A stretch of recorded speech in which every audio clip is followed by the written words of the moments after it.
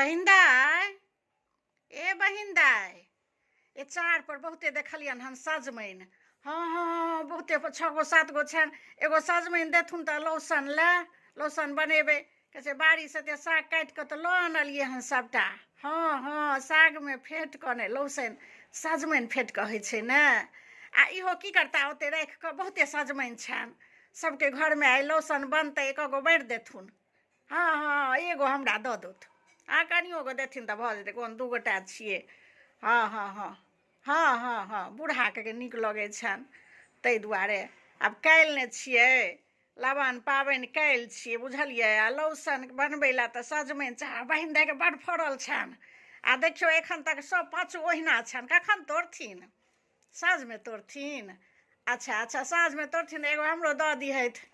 हाँ कनि बाँटि दिहथिन। एखन तक नहि घुरतै लोक सजमनि लौसन बनबै लए। हाँ साग तऽ साग हैया हमरो बाड़ीमे भेलै हन। ओते काटि कऽ रखलियनि हन साग हिनका लए। अच्छा हैया हाँ पठा दै छियनि, साग पठा दै छियनि। दाइ अबै छै तऽ कहै छियै पठा दे। आ कनि सजमनि हमरा पठा दिहथि, लौसन बनेबै। तोड़िहथि तऽ दऽ दिहथि। हाँ हाँ ठीक छै ठीक छै ठीक छै।